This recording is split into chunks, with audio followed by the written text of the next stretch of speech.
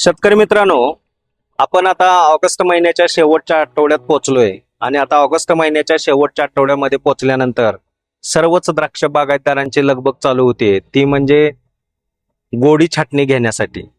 पण मित्रांनो, गोडी छाटणी घेण्यासाठी तुम्ही छाटणीचा दिवस ठरवण्यापेक्षा तुमची बाग किती तयार आहे, तुमच्या बागेतील काडी किती तयार आहे, तुमच्या काडीवरचा डोळा किती सक्षम आहे, या गोष्टीचा विचार करून छाटणी घेत असताना छाटणी घेतल्याच्या नंतर कोणत्या गोष्टीवर फोकस करायचा आहे, या सगळ्याचा एक रोडमॅप तयार करून तुम्ही सगळ्यात पहिलं छाटणीची तारीख ठरवायला पाहिजे। कारण मित्रांनो, तुम्हाला माहित आहे, ज्या दिवशी आपण छाटणी घेणार आहे त्या दिवशी आपल्याकडे होत असलेल्या चुका सुधारण्यासाठी खूप कमी वेळ आहे। छाटणीची तारीख ठरवत असताना सगळ्यात पहिलं आपलं झाड, आपली माती, आपल्या बागेचं असणारं वय, बागेची असणारी व्हरायटी आणि सगळ्यात महत्त्वाचं आपण छाटल्याच्या नंतर आपल्या एरियामध्ये असणारं वातावरण, या सगळ्या गोष्टीचा विचार करून छाटणीची तारीख ठरवायला पाहिजे। आणि ही छाटणीची तारीख ठरवत असताना सगळ्यात महत्त्वाचं, ज्या म्युटंट व्हरायटीमध्ये म्हणजे जसं सुपर सोनाका असेल, आरके असेल, अनुष्का असेल, SSN असेल, या व्हरायटीमध्ये तुम्हाला चांगल्या पद्धतीनं फ्रुटफुलनेस मिळण्यासाठी, घडांची संख्या चांगली मिळण्यासाठी तुम्ही कोणत्या पद्धतीचं काम करणं गरजेचं आहे, हे आज आपण या व्हिडिओमध्ये बघणार आहे। नमस्कार मित्रांनो, मी विशाल पाटील आणि तुम्ही बघताय स्वामी समर्थ कृषी उद्योग, हे आपलं आवडतं यूट्यूब चॅनल। सर्वप्रथम सर्वच शेतकरी एक महत्त्वाची चूक करतात आणि ती कोणती, तर ती म्हणजे ते पहिल्यांदा छाटणीची तारीख ठरवतात आणि त्यानंतर त्यांचं झाड तयार आहे की नाही हे ठरवतात। पण आपण याच्या नेमकं उलटं करायचं आहे। आपण पहिल्यांदा आपलं झाड तयार आहे की नाही हे तपासायचं आहे आणि यानंतर छाटणीची तारीख ठरवायची आहे। मग याच्यासाठी तुम्हाला 5 गोष्टी चेक करणं खूप गरजेचं आहे। त्यावेळेस सगळ्यात पहिलं आपल्याला बघायला पाहिजे की आपल्या काडीची मॅच्युरिटी किती झाली। काडीचं तांबडं असणं म्हणजे तुमच्या काडीची पूर्ण परिपक्वता नाही।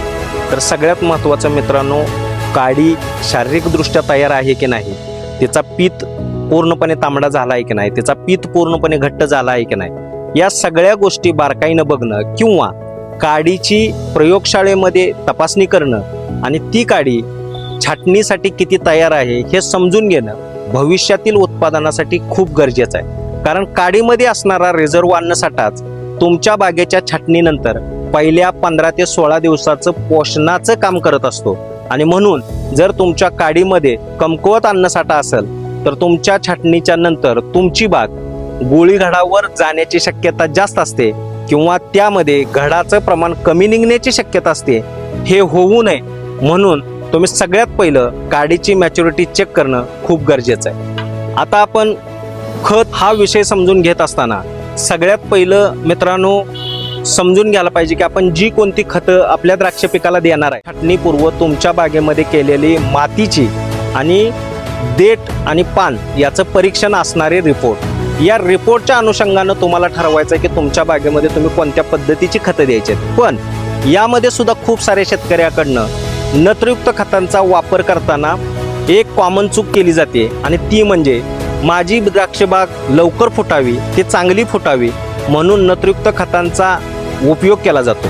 पण मित्रांनो, नत्र हे खत बागेच्या फुटण्यासाठी जसं गरजेचं आहे तसंच ते भविष्यातील अनेक गोष्टीचं नुकसान करण्यासाठी सुद्धा जबाबदार आहे। म्हणून नत्रयुक्त खताचा उपयोग करत असताना तुम्हाला बॅलन्स न्यूट्रिशन ही संकल्पना समजून घेऊन खताचा उपयोग करायला पाहिजे। कारण नत्रामुळे मिळणारे फक्त व्हिजिटेटिव्ह ग्रोथ तुम्हाला उपयोगाची नाही, तर नत्राच्या वापरामुळं व्हिजिटेटिव्ह ग्रोथ आणि रिप्रोडक्टिव्ह ग्रोथ या 2 गोष्टी तुम्हाला मिळाल्या पाहिजेत, तरच तुम्हाला द्राक्ष पिकामध्ये भविष्यातील उत्पादन चांगलं मिळणार, महत्त्वाची गोष्ट आहे। यानंतर सर्वच द्राक्ष बागायतदारांनी गांभीर्यानं लक्ष देण्याचा दुसरा अन्न घटक आहे आणि तो म्हणजे पोटॅश। मित्रांनो, पोटॅश हा फक्त आकारमान वाढवत नाही, तर पोटॅश हा घटक तुमच्या द्राक्षवेलीमध्ये पाण्याचा बॅलन्स राखण्याचं काम करतो। त्याचबरोबर त्या द्राक्षवेलीवर असणाऱ्या पानामध्ये टोमॅटोच्या माध्यमातून ज्या कोणत्या हालचाली होणार आहेत त्यांना नियंत्रित करण्याचं काम करतो। याचबरोबर तो कार्बोहायड्रेट रिझर्व करण्यासाठी, कार्बोहायड्रेट वाहून नेण्यासाठी मदत करतो आणि सगळ्यात महत्त्वाचं द्राक्ष वेली अंतर्गत शरीर क्रियांची हालचाल सुधारवण्यासाठी पोटॅश खूप महत्त्वाचं आहे. आणि म्हणून मित्रांनो, प्रत्येक द्राक्ष बागायतदारानं आपल्या द्राक्ष बागेच्या छाटणीपूर्वी पोटॅश या घटकाचा उपयोग करायला पाहिजे. पण जसं मी अगोदर सांगितलं तसं कोणतंही खत तुम्ही तुमच्या बागेला देताना जर तुमच्याकडं माती, पाणी आणि तुमच्या द्राक्ष पिकाच्या पानदेट परीक्षणाचा अहवाल जर उपलब्ध असेल तर याच्यामुळं तुम्हाला खत व्यवस्थापन करणं अधिक सोपं जाईल. कारण खताचे खूप मोठे डोस देणं म्हणजे उत्पादन जास्त येणं असं नाही, तर खताचे योग्य आणि योग्य वेळी डोस देणं हे द्राक्षाचं उत्पादन चांगलं येण्यासाठी खूप महत्त्वाचं आहे. यानंतर जे 2 महत्त्वाचे अन्न घटक आहेत ते म्हणजे मित्रांनो कॅल्शियम आणि मॅग्नेशियम. मॅग्नेशियम हा जो घटक आहे तो तुमच्या द्राक्षवेलीमध्ये क्लोरोफिल वाढवण्याचं काम करतो. तुमच्या द्राक्षवेलीमध्ये फोटोसिंथेसिस ही क्रिया अधिक गतिमान करण्यासाठी काम करतो. म्हणून मॅग्नेशियम हा घटक पहिल्या दिवसापासून महत्त्वाचा आहे. आणि तसाच पहिल्या दिवसापासून महत्त्वाचा असणारा दुसरा घटक आहे तो म्हणजे कॅल्शियम. मित्रांनो, कॅल्शियम हा नेहमी तुमचं सेल वॉल स्ट्रक्चर मजबूत करण्यासाठी काम करत असतो. याचबरोबर तुमच्या बागेमध्ये ज्या कोणत्या नवीन फुटी वाढत असतात या वाढणाऱ्या फुटीचं टिश्यू म्हणजे नवीन निर्माण होणारी पेशी तयार करण्यासाठी कॅल्शियम हा खूप महत्त्वाचा आहे. म्हणून जसं तुम्ही मॅग्नेशियम आणि कॅल्शियम या 2 घटकाकडे सुद्धा त्याच पद्धतीनं लक्ष दिलं पाहिजे जसं तुम्ही नायट्रोजन, फॉस्फरस आणि पोटॅशकडे देताय. पण पुन्हा मी तेच सांगेन की अति म्हणजे चांगलं नाही. तर तुमच्याकडं असणाऱ्या रिपोर्टच्या अहवालानुसार तुमच्या मातीमध्ये कोणत्या घटकाची कमतरता आहे किंवा तुमच्या वेलीमध्ये कोणत्या घटकाची कमतरता आहे हे समजून घेऊन तुम्ही बॅलन्स न्यूट्रिशन प्रोग्राम तयार करणं खूप गरजेचं आहे. महत्त्वाची गोष्ट म्हणजे तुमच्या बागेवर द्राक्षवेलीवर असणारे कार्यक्षम पानं. आता या द्राक्ष पिकामध्ये असणाऱ्या पानांच्या बाबतीत सुद्धा खूप वेळा शेतकऱ्यांच्या मध्ये समज आणि गैरसमज आहे. कारण आपण कधी कधी बघतो की मागच्या वर्षी आलेला अनुभव असा आहे की ज्या बागेची पानगळ 1 महिनापूर्वी झाली होती त्या बागेमध्ये चांगले घड मिळाले. पण ज्या बागायतदारांनी त्यांची पानं शेवटच्या दिवसापर्यंत सांभाळली यांच्याकडं घडाचं प्रमाण कमी निघालं. हे का घडलं तर मागच्या वर्षी सतत असणारा पाऊस, काडीला मिळालेलं कमी तापमान आणि यामुळं ज्या बागेची पानं लवकर गेली होती त्या बागेतल्या काडीला जास्त तापमान मिळालं. तिथं फ्रूटफुलनेस चांगल्या पद्धतीनं मिळाला. पण ज्या बागेमध्ये पानं जास्त काळ राहिली त्या बागेमध्ये काडीला पाहिजे तसं तापमान मिळालं नाही आणि परिणामी त्या डोळ्यामध्ये घडांची संख्या कमी मिळाली. हे सगळं जरी खरं असेल तर आपल्याला काम करत असताना गुड ॲग्रिकल्चर प्रॅक्टिस काय आहेत ते समजून त्याच्यानुसार काम करायला पाहिजे.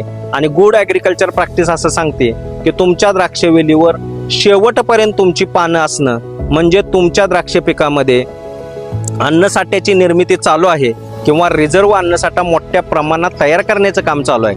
आणि हे होण्यासाठी तुम्ही तुमची पानं शेवटपर्यंत कार्यक्षम पद्धतीनं सांभाळणं हे भविष्यातील उत्पादनासाठी खूप महत्त्वाची गोष्ट आहे. महत्त्वाचा जो भाग येतो तो म्हणजे छाटणीपूर्व तुमच्या द्राक्षवेलीच्या मुळांची कार्यक्षमता. मित्रांनो, सर्वच द्राक्ष बागायतदार आपलं द्राक्षाचं झाड हे वर्ण बघत असतात. त्याची पानं हिरवीगार आहेत, त्याची काडी परिपक्व झाली आहे, या गोष्टी समजून घेऊन ते छाटणीची तारीख ठरवतात किंवा तयारी चालू करतात. पण सगळ्यात महत्त्वाचं मित्रांनो, जर तुमच्या मातीमध्ये असणारी मुळी जी तुम्हाला सहजासहजी दिसत नाही किंवा त्या मुळीमध्ये काय चाललं हे तुम्हाला समजत नाही, हे जोपर्यंत तुम्ही समजून घेणार नाही तोपर्यंत तुमचं भविष्यातील उत्पादन हे शुअर होणार नाही. मग द्राक्षाच्या द्राक्षवेलीमध्ये जे मुळी आहे या मुळीमध्ये जर तुमचं अतिरिक्त पाणी साचून राहत असेल, समजून चला की तुमच्या पाण्यामध्ये क्लोराईडच्या कार्बोनेट बायकार्बोनेटच्या लेवल जास्त असतील किंवा तुमच्या मुळीवर कोणत्या तरी बुरशीचं इन्फेक्शन झालेलं असेल आणि अशा कंडिशनमध्ये जर तुम्ही तुमच्या द्राक्षबागेची छाटणी घेतलीत आणि छाटणीच्या नंतर योग्य वेळेत जर तुमची पांढरी मुळी चालू झाली नाही किंवा तिनं काम केलं नाही तर तुम्हाला खूप मोठ्या समस्या येऊ शकतात. याचा डायरेक्ट परिणाम तुमच्या उत्पादनावर होऊ शकतो. म्हणून छाटणीपूर्व सगळ्यात पहिलं तुम्ही 15 ते 20 दिवस अगोदर 25 दिवस अगोदर तुमच्या मुळ्यांची कार्यक्षमता चालू होण्यासाठी ज्या कोणत्या गोष्टी गरजेच्या आहेत त्या करणं गरजेचं आहे. आणि आता येतो तो सर्वात महत्त्वाचा घटक म्हणजे छाटणीपूर्व किंवा छाटणीनंतर पाणी व्यवस्थापन कसं असावं. मित्रांनो, पाणी व्यवस्थापन हा द्राक्ष पिकातील कळीचा मुद्दा आहे. कारण जर तुमचं पाणी जास्त झालं तर तुमची व्हेजिटेटिव्ह ग्रोथ वाढण्याची शक्यता आहे आणि जर तुमचं पाणी कमी पडलं तर तुमच्या बागेमध्ये तुम्हाला पाहिजे तशी वाढ होणार नाही. आणि या गोष्टी टाळण्यासाठी पाण्यासाठी कोणत्याही पद्धतीचं एक शेड्यूल तयार करून उपयोग नाही. कारण पाणी व्यवस्थापन करत असताना तुम्हाला सगळ्यात महत्त्वाच्या काही गोष्टी समजून घ्यायच्या आहेत आणि त्याच्यामध्ये सगळ्यात पहिली तुमच्या मातीची वॉटर होल्डिंग कपॅसिटी कशी आहे. तुम्ही ज्या बागेला पाण्याचं व्यवस्थापन करणार आहे या बागेची व्हरायटी कोणती आहे, या व्हरायटीचं वय किती आहे, तुम्ही ज्या एरियामध्ये आहे त्या एरियामधलं वातावरण कसं आहे, याच्याशिवाय तुमच्याकडं वाऱ्याचा वेग किती आहे आणि बाष्पीभवनाचा वेग किती आहे, बागेची कोणत्या दिवसाची अवस्था आहे, याच्यानुसार तुम्हाला पाणी व्यवस्थापन करायचं आहे. कारण पाणी व्यवस्थापन हे द्राक्ष पिकामध्ये तुम्हाला सक्सेस करण्यासाठी सगळ्यात महत्त्वाचा विषय आहे. यानंतर सगळ्यात महत्त्वाचा येतो तो म्हणजे रोगमुक्त काडी. रोगमुक्त काडी म्हणजे सगळ्यात चांगली सुरुवात.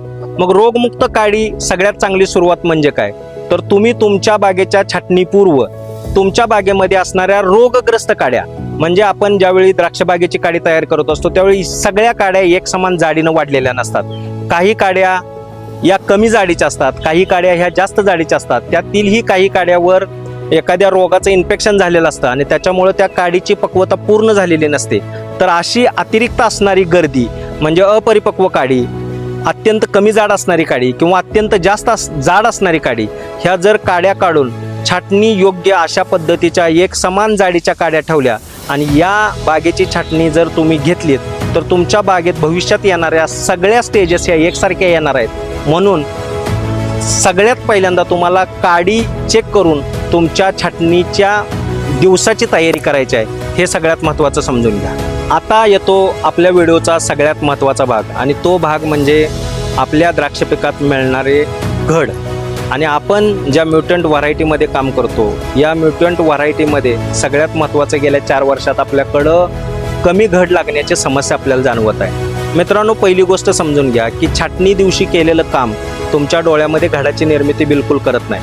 तर छाटणी पूर्व केलेलं काम, तुम्ही एप्रिल छाटणीमध्ये कोणत्या पद्धतीने केलेलं काम आहे या कामावरच तुम्हाला तुमच्या काडीमध्ये तयार झालेलं घड मिळणार आहे. पण हा घड मिळण्यासाठी सुद्धा छाटणी नंतरच्या कोणत्या गोष्टी तुम्हाला चेक करायला पाहिजेत ह्याच विषयावर आपण मगापासून बोलतो. याच्यामध्ये सगळ्यात महत्त्वाचे तुमच्या काडीची परिपक्वता, तुम्ही छाटल्याच्या नंतर तुमच्या बागेला मिळणारा सूर्यप्रकाश, तुम्ही छाटल्याच्या नंतर तुमच्या बागेमध्ये असणाऱ्या मातीतला वापसा, तुम्ही छाटल्याच्या नंतर तुमच्या द्राक्षवेलीमध्ये असणारा अन्नाचा साठा, तुम्ही छाटल्याच्या नंतर तुमच्या द्राक्ष पिकामध्ये तुम्ही दिलेली खतं किंवा ती दिलेली खतं झाडाने किती घेतली, या सगळ्या गोष्टीवर तुम्हाला मिळणारा घड, तुम्हाला मिळणारं उत्पादन ठरणार आहे. आणि म्हणून ह्या गोष्टी सगळ्यात पहिला आपल्याला चेक करायच्या आहेत आणि याच नंतर आपल्याला छाटणीची तयारी करायची आहे. म्हणून आपण छाटणी घेत असताना सगळ्यात महत्त्वाचं आपल्याला प्रत्येक मुद्दा विचारात घ्यायचा आहे. पण या सगळ्यात महत्त्वाचा जो मुद्दा आहे तो म्हणजे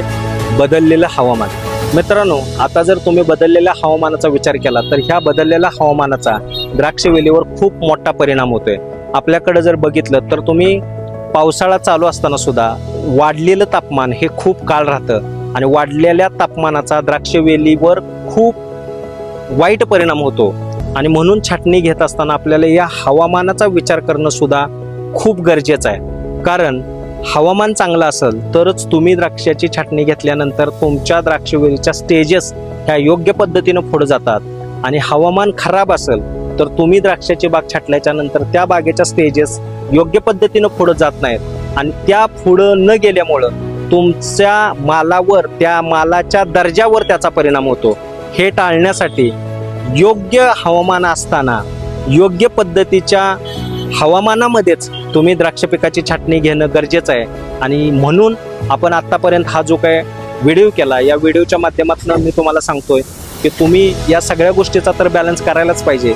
आणि याची सुरुवात करत असताना तुम्ही सगळ्यात पहिलं तुमची माती, पाणी आणि द्राक्ष वेलीचं पानदेठ परीक्षण करायला पाहिजे. हा सगळा रिपोर्ट तुमच्याकडे असला पाहिजे आणि या रिपोर्टच्या माध्यमातून तुम्ही तुमचं भविष्यातलं येणारं द्राक्ष उत्पादन कोणत्या कोणत्या गोष्टीनं प्रभावित होऊ शकतं या सगळ्या गोष्टीचा अभ्यास करून, या गोष्टीवर सगळ्यात पहिलं त्याच्यावर काम करून मगच तुम्ही छाटणीच्या तारीख ठरवायला पाहिजे. आणि द्राक्ष बागेची छाटणी घेण्यापूर्वी जे काय तुम्ही ठरवलंय हे सगळं इम्प्लिमेंट केलं पाहिजे. नाहीतर नुसतं वहीवर त्याचा प्लॅन करून उपयोग नाही. जोपर्यंत तो प्लॅन तुमच्या शेतामध्ये इम्प्लिमेंट होत नाही तोपर्यंत तुम्हाला त्याचे रिझल्ट मिळणार नाहीत असतो. तर माझा हा प्रयत्न तुम्हाला आवडला तर माझे व्हिडिओ जास्तीत जास्त लोकांच्यापर्यंत शेअर करा, माझ्या व्हिडिओला लाईक करा आणि द्राक्ष पिकामध्ये तुम्हाला येत असलेल्या कोणत्या पद्धतीच्या समस्या आहेत याच्यासाठी मला कमेंट करायला विसरू नका. धन्यवाद मित्रांनो.